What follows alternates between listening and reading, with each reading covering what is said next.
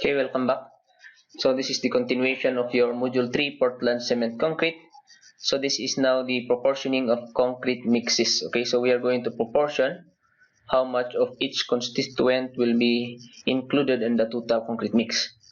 Okay, so the ACI standard 211.1, if we say ACI, that is the American Concrete Institute. That is where we are basing our standards on concrete. Okay. So it's a recommended practice for selecting proportions for concrete.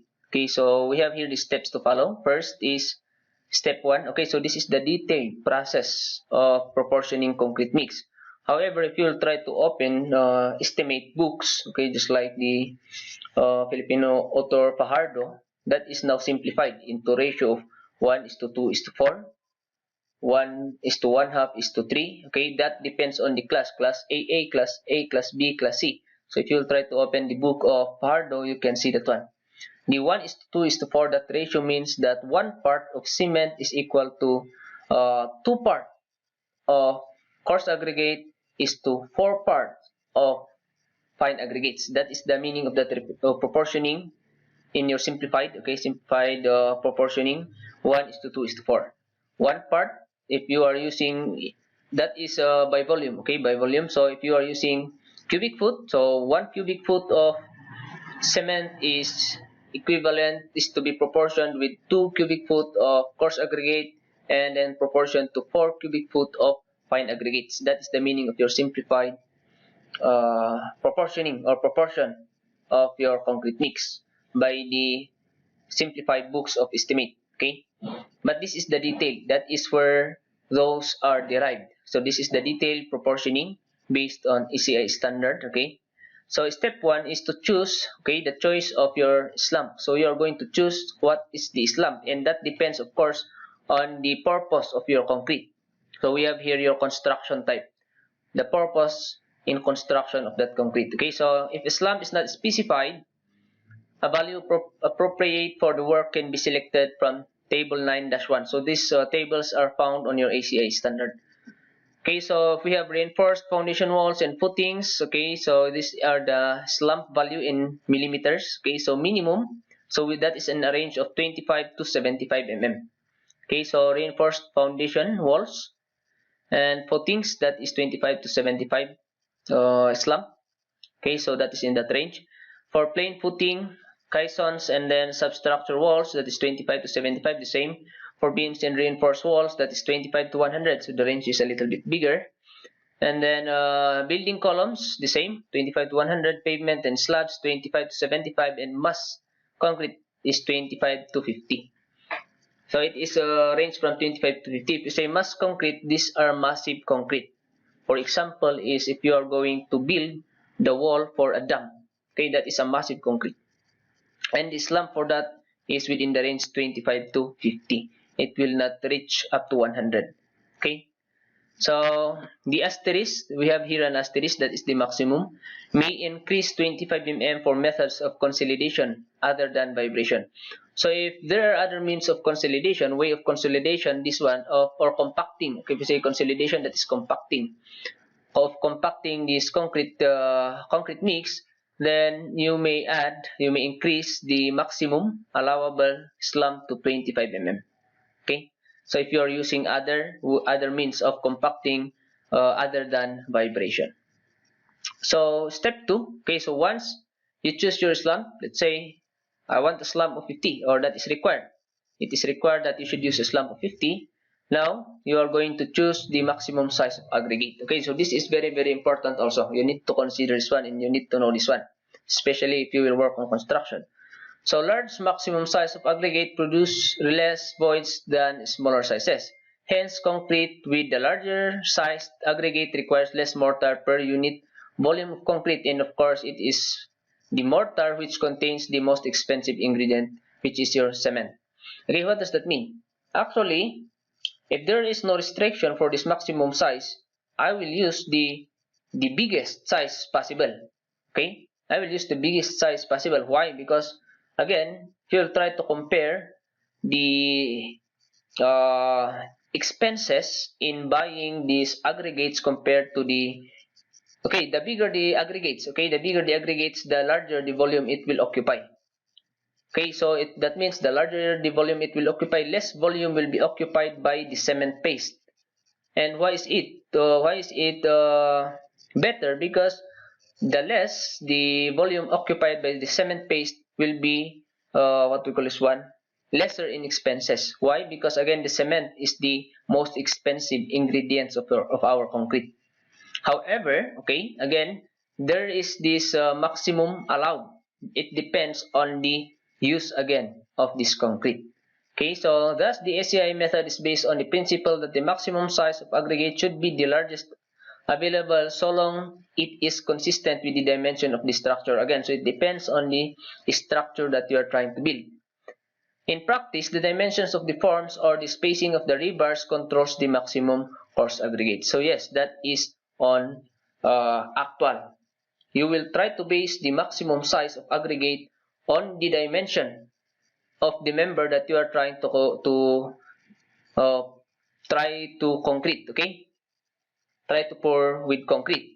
And of course, if that is a reinforced concrete structure, you need to consider also not just the dimension of that, but the spacing of your reinforcement or your rebar. We know that one as the reinforcing bars or rebars. Okay. So ACI 211.1 states that the maximum coarse aggregate should not exceed, okay, the three of these. 1/5 of the narrowest dimension between sides of the form. Okay, so 1/5 of that dimension, of this narrowest dimension. Or, if you are talking about slabs, okay, or pavement, or slabs, okay, since we are talking about here reinforced, of slab, then 1/3 of the depth. Okay, if you are talking about other elements of the structure, that should be 1/5 of the narrowest dimension. If you are talking about slab, then that should be 1/3 of the depth of the slab. That should be the maximum. Or if you are now having a reinforcement, okay, rebars, and there will be of course spacing of those rebars, isn't it? And in if you will go on concrete design, we will try to minimize the spacing up to 25 mm. Okay, that is the minimum spacing that we can select. I mean, we can use for the spacing of rebars, especially if you need a lot of bars there. You should put a lot of bars, but there should be this minimum spacing which is 25 mm. Okay. So if that is the minimum spacing of your reinforcing bars, then the maximum size should be 3/4 of that 25 mm. And actually 25 mm is approximately 1 inches, since 1 inches is 25.4, isn't it? Therefore, that's why in columns beams, where in most usually our minimum spacing is 25 mm or 1 inch, we are using a maximum size of aggregate or coarse aggregate to be 3/4 inch. Okay, but in the case that, let's say, your maximum spacing there, let's say you are on the foundation and your minimum, I mean, spacing is 50 mm, then you can get the 3/4 of that. And you need to consider also, since again, actually that is the smallest, possibly your number 3 is your smallest maximum coarse aggregate size. However, if you will now go to footings and so on and so forth, those are just like slabs, so you need to consider the 1/3. Okay, and the spacing there will not reach 25 mm. Okay, will not reach 25 mm. But in columns and beam, usually you will have the minimum spacing to be 25 mm. So usually our size there of the largest aggregate should be 3/4 inches. So these are the three limits that we need to follow in choosing our maximum size of aggregate. So that is step 2. Okay, so step 2 is one is to choose your slump. If that is not given, you're going to choose that one, and then to choose your maximum size of aggregate. Okay, and then step 3 now is to estimate the mixing water and air content. The how much water will be added on the concrete mix. So the ACI method uses past experience to give a first estimate for the quantity of water per unit volume of concrete required to produce a given slump. Okay, so again, the slump depends on the consistency, and consistency of concrete depends on the water content. Mainly, not just the water content, but mainly the factor that affects the consistency is your water content. Okay, so in general, the quantity of water per unit volume of concrete required to produce a given slump is dependent on the maximum coarse aggregate size, the shape and the grading of both coarse and fine aggregate, as well as the amount of air entrained. So again, that is where the amount of water is based. Okay, it depends on the maximum size of coarse aggregate, and it depends on the grading. Okay, again, we discussed about grading, the distribution of the sizes of coarse and fine aggregates, and of course the amount of air, because if you are using an air entrained concrete, then that requires less water because the other voids will be occupied by air, maybe by using admixture. Okay, so it is interesting to note that the water content is not greatly affected by the amount of cement in the concrete mix proportions. Okay, so that is, the water doesn't depend on the concrete, on the cement amount of cement. Okay, it depends on the coarse, fine aggregate, and then of course the slump. It depends on the slump. Okay, so the approximate amount of water required for average aggregate is given in table 9-2. So again, this is from your ACI. So approximate mixing water and air content requirements for different slumps and maximum sizes of aggregates for non-air entrained concrete. So this table is for non-air entrained concrete because actually this is the common use. Seldom that we will use the air entrained. Air entrained may be used if you want to make your concrete lightweight.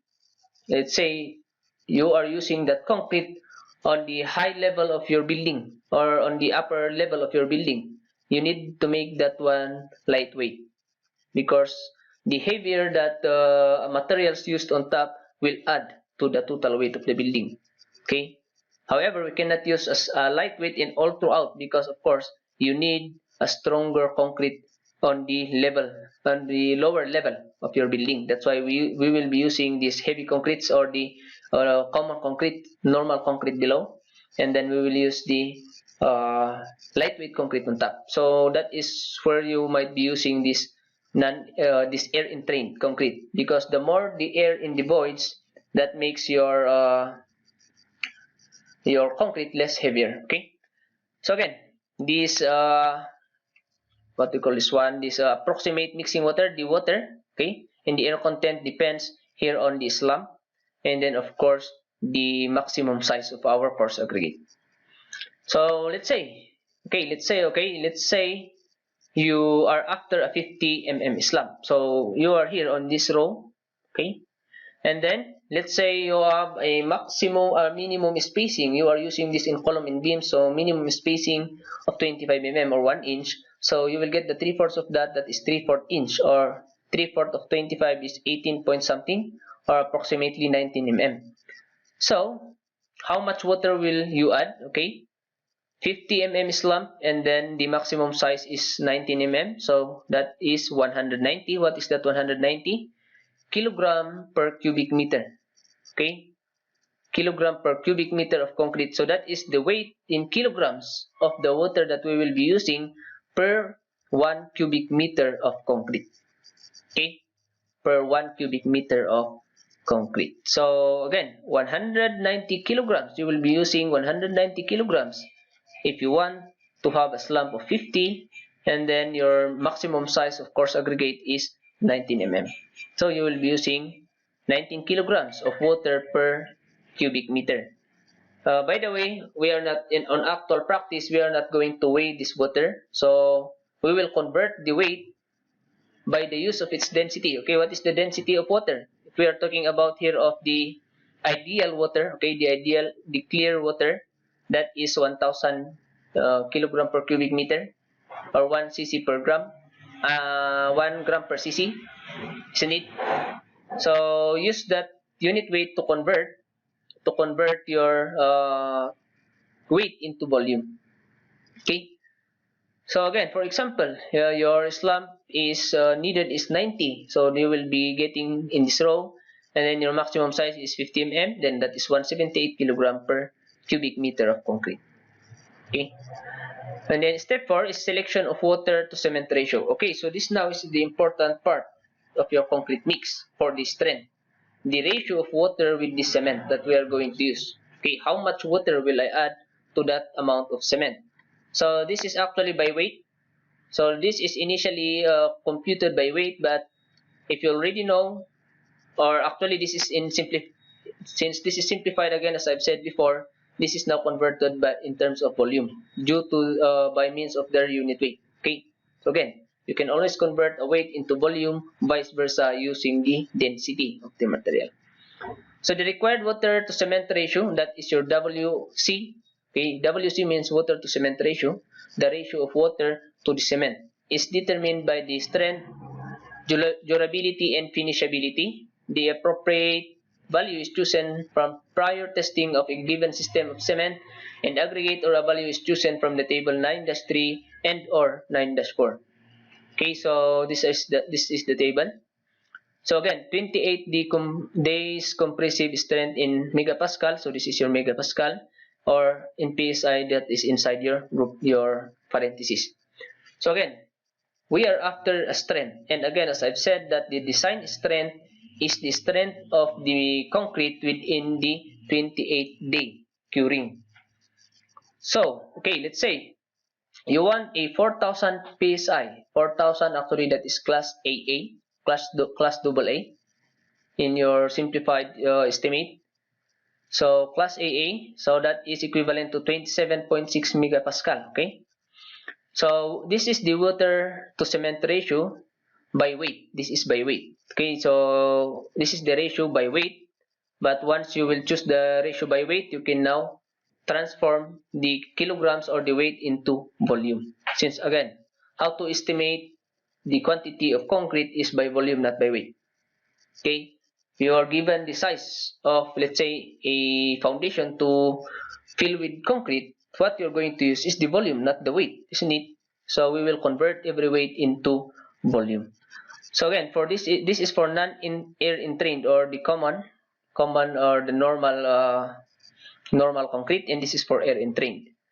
So okay, so if you are after 27.6 megapascal or 4,000 psi, you will be using a water to cement ratio of 0.57. What does that mean?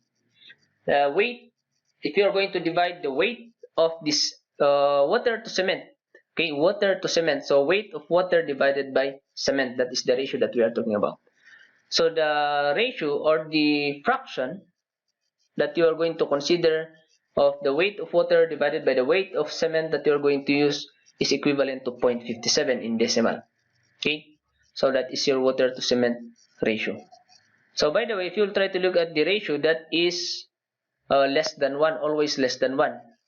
So what does that mean? In dividing your weight of water with the cement, the weight of the cement is always bigger than the weight of waters for us to have a less than 1 decimal, isn't it? So the weight of the cement will always be greater than the weight of the water, based on this water to cement ratio that we are trying to satisfy. For air entrained, just use this column. Step 5, okay, now once you choose your water to cement ratio, you can now calculate the cement content. Okay, the amount of cement is fixed by the determination made in step 3 and 4. Okay, step 3 again, estimating water. Okay, so once you have the amount of water, and then you have the water cement ratio, you can now calculate the amount of cement in kilograms, I mean in weight, and then convert that one into volume. Okay, actually that is already indicated on the type of cement that you are going to buy. So if you are going to buy cement, if you are talking about Portland cement, because that is the commonly used cement in our place. Okay, Portland cement by bags, we have here 40 kilogram bag, and then we have the 50 kilogram bag, and there is that bag which is used on a large construction. I forgot what is the weight of that or the volume of that, but for in our case, that is 40 kilograms and 50 kilograms per bag, and that has of course corresponding equivalent volume. Okay, so using again the weight of the water that we specified in step 3, we are going to combine that with the ratio that we get in step 4, and then calculate your cement content. So how to get that weight of cement? is the weight of water that we had in step 3 divided by the water cement ratio. Because cross multiply this one again, weight water to cement ratio, this will go, look at this, okay, so this is a fraction, isn't it? Numerator, denominator. Interchange, this one go on the other side and this will go down. So water to cement ratio is here. Your other fraction on the other side is water divided by cement. That's why, again, you just play the equation of your water divided by cement. Okay? So once we have your water again, you have your cement ratio, divide this, you will have your weight of cement. And then, of course, the weight of cement divided by how many bags. If you are using bags of cement, then you can count how many bags of cement you are going to use on that certain amount of concrete that you're after. Step 6 is to estimate the coarse aggregate content. Okay, what we did in step 2 is just to choose the maximum size based on the purpose of that concrete. But in here, we will now estimate how much of that coarse aggregate we are going to use. So the ACI method uses the principle that the same maximum size and grading will produce concrete of satisfaction workability when a given volume of coarse aggregate on a dry rotted basis is used per unit volume of concrete. If we say dry rotted basis, okay, dry rotted means your aggregate is dry, okay, your aggregate is dry, and then in getting the density of that, you've compacted that one already, okay, not the bulk density. Bulk density is different from dry rotted. So bulk density is as in whatever the density of that aggregate as is, okay. That depends on the moisture and of course the degree of compaction originally. But if you say dry rotted, your aggregate is dry, your coarse aggregate is dry, and then of course it is compacted, well compacted. Okay, so that is what we will be using as a basis per unit volume of concrete. Okay, so this has been incorporated in ACI standard in table 9-5 that will be on the next slide. The most economical concrete will have as much as possible space occupied by CA since it will require no cement in the space filled by CA. So that is what I've explained. Okay, the more the coarse aggregate, the more economical your concrete, the less expensive that means. Okay, why again I explained that one already a while ago. Okay, this is your table 9-5 volume of coarse aggregate per unit volume of concrete. So that means that this is the percentage or in decimal, or this is actually converted into percentage. If that means 0.5, that means 50%. That is the volume of the coarse aggregate.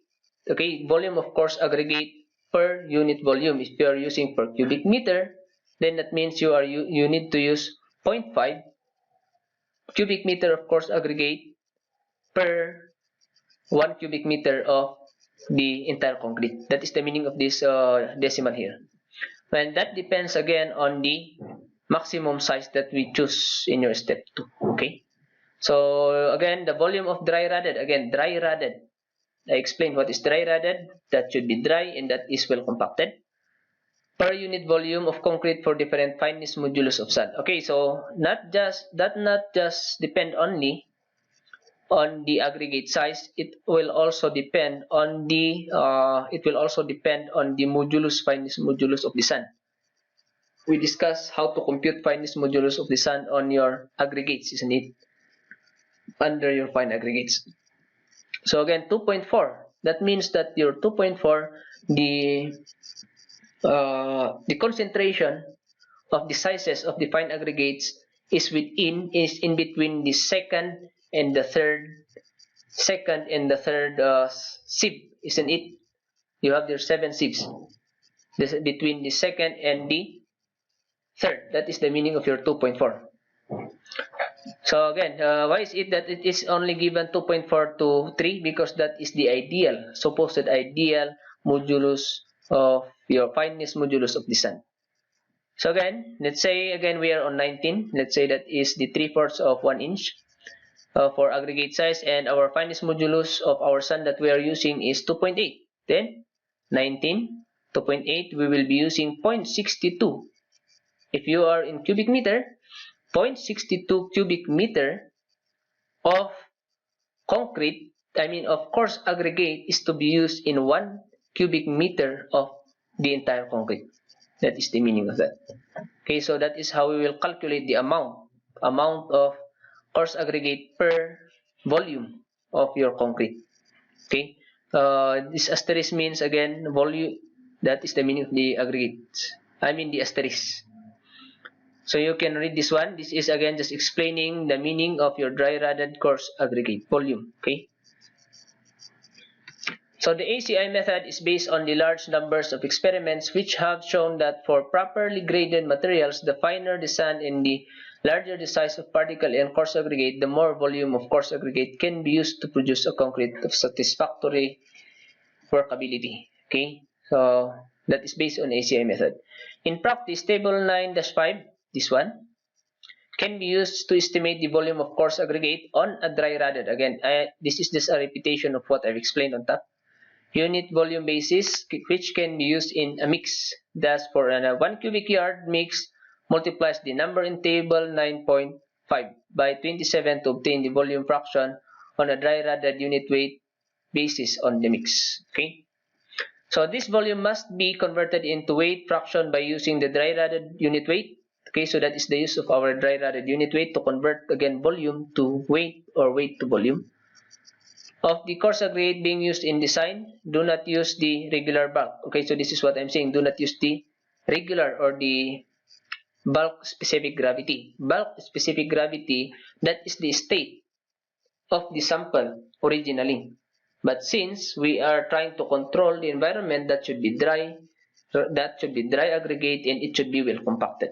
Okay, this dry weight is then used in the next step. Okay, so that is your dry rodded unit weight. This is what we will be using, or dry rodded weight is what we will be using for your estimation of fine aggregates. So again, what we have this one is what we have here is the volume. Okay, we can calculate the volume of the coarse aggregate per unit volume, whatever that is, if it is cubic meter, cubic foot, or cubic yard. Okay, so what we have here is the volume of the coarse aggregate. Now, using the dry rodded unit weight, we will transform that volume into a certain weight, and that weight is what we will be using to calculate or to estimate your fine aggregates. Okay, so at the completion of step 6, all the ingredients of the concrete have been estimated except the fine aggregates. Yes, we already have water, concrete, coarse aggregate. So what is missing? Fine aggregates. So its quantity can be determined by difference if the absolute volume displaced by the known ingredients, that is what I've said a while ago, water, the air, cement, coarse aggregate, is subtracted from the unit volume of concrete to obtain the required volume of the fine aggregate. So that is how we will do it. We will try to subtract. Okay, we will try to subtract the volume of what is known to the total volume. Let's say you want to complete the 1 cubic meter. So whatever is the difference, if we will subtract all the known ingredients, whatever is left there will be the amount of your fine aggregates. Okay. Then once the volumes are known, the weight of each ingredient can be calculated from the specific gravities. Okay, so again, once the volumes are known, the weights of each ingredients can be calculated by specific gravities. We discussed what is specific gravity. That is the ratio of the density of the certain material with the density of water. Okay. So let's say again, specific gravity. Let's say specific gravity of fine aggregates, for example, only is 2.5. How to get the weight of that, or the unit weight or the density of that, is to multiply that 2.5 by 1, since 1 is your specific gravity of water, since that is for it space. And then what is the unit weight of, so 2.5 times 1 times the unit weight of water, since that is for your densities ratio. So 2.5 times 1,000, let's say 1,000 kilogram, yes, that is 1,000 kilogram per cubic meter for water.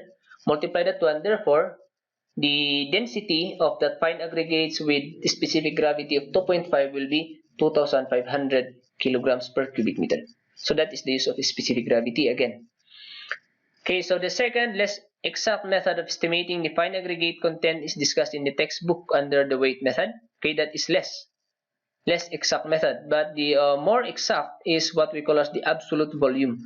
That's why in your simplified books of estimate, quantity of material estimates, they are using by volume, because again, as I've said, how are you going to compute the amount of material used on a given element is by volume, not by weight.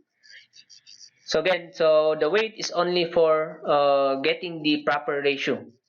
But once you know now the ratio and the weight of the material, convert that one to volume. Okay, so at this stage of process, there is a complete description of the mix proportion, but the moisture content is assumed to be SSD.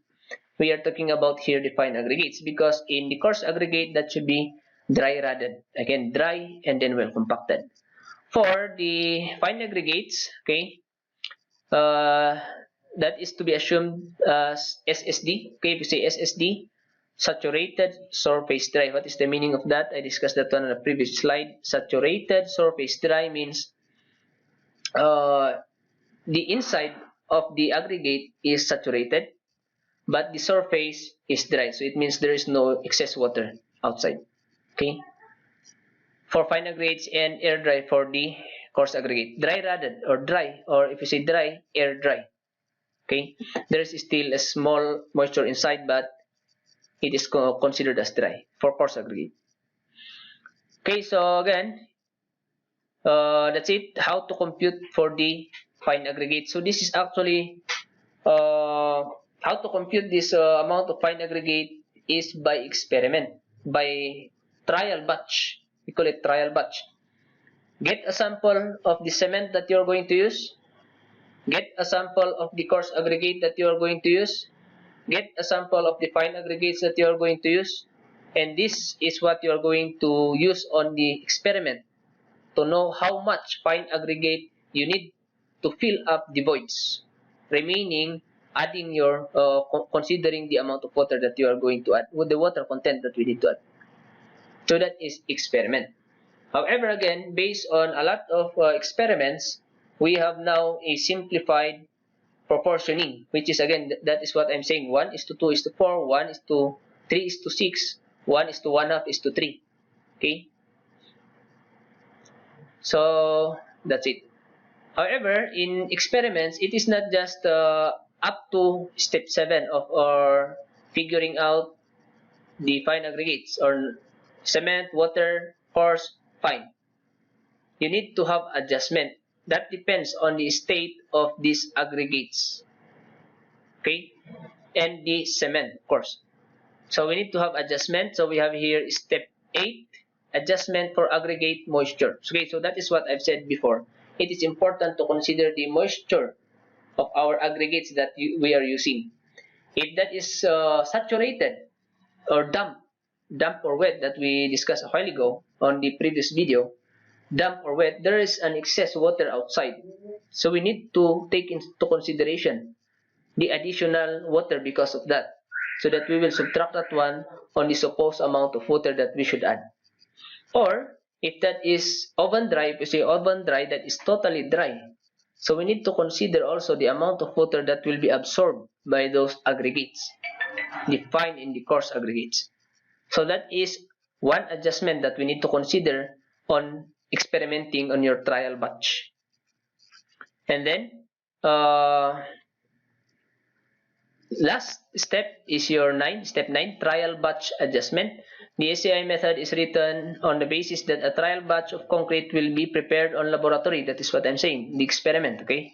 And adjusted to give the desired slump, freedom from segregation, finishability, unit weight, air content, and strength. So, okay, let's say you get these samples of fine, coarse, cement, and water, mix this together in your laboratory. And if you try to test this experiment or laboratory and it will not satisfy your target strength, your target slump, then you need to adjust there. Maybe add more water or remove some of the water or add more aggregate and so on and so forth. So again, because that is because of the environment, because of the situation. Okay, so there are a lot of factors that will affect these ingredients or constituents of our concrete. That is the reason that we are having this trial batch that we are talking about. Now, once you already controlled, okay, you know, in this type of materials that we are going to use, you know now what is the percentage, of course, percentage of fine aggregate, percentage of cement, and then the ratio of the water to cement ratio. Now you figure that out through laboratory, then that is what you will apply on the entire mix, okay, of all of this material. If you're going to mix these two, of course, to complete your structure. So again, that's it. So that is proportioning through laboratory. But I've said in actual practice, we are not going to do this one. Since this is repeated in a lot of experiments and researches, okay, this is repeated again and again and again, and they figure out that there is a trend, okay, there is a common result, and that is now what they indicated on the simplified. Okay, so you can see that one on books. That is, if you try to open the books, it will just give you one. In this, let's say class A. Class A is actually 4,000 psi. Okay, that is 4,000 psi. That is for common. Okay, for common concrete, not the air entrained. So that ratio is 1:2:4. Means one bag of cement, whatever the volume of that bag, let's say per cubic. Actually, that is approximate 1 cubic foot. One bag is 1 cubic foot. So if that is what you will be using, then it means that one bag, if that is approximately 1 cubic foot, one bag of that cement, then equivalent for that is 1 or 2. The meaning the ratio is 1:2:4, isn't it? So one bag or 1 cubic foot of cement is to 2 cubic foot of coarse aggregate is to 4 cubic foot of fine aggregate. And of course, it depends on your strength and slump, how much water you are going to add, that you are going to ratio that one with the cement. Okay, so that's it. So this is just given. Okay, result of first estimate of mass of concrete, fresh concrete. So this is in SI. So by experiment, this is the outcome of fresh concrete unit weights based on the steps. Okay, so this is the nominal maximum size of aggregate. If you are using 19 for non-air entrained, or this is the common concrete, the unit weight of that per kilogram per cubic meter is 2,345 kilogram per cubic meter. That is your fresh concrete. Okay, but of course that is not what we are going to use. That is the fresh concrete. The unit weight of that will be different if it will now be hardened concrete. And what we need actually is the unit weight of hardened concrete, because that is the additional load that we will be including for the calculation of the strength or for the analysis of the entire building or the structure. Okay, so that's it. That is for proportioning of concrete mix. Okay, so that's the end for Portland cement concrete. So if you have any question, you can comment below the video, or we will be having it on live meeting. So thank you very much for watching.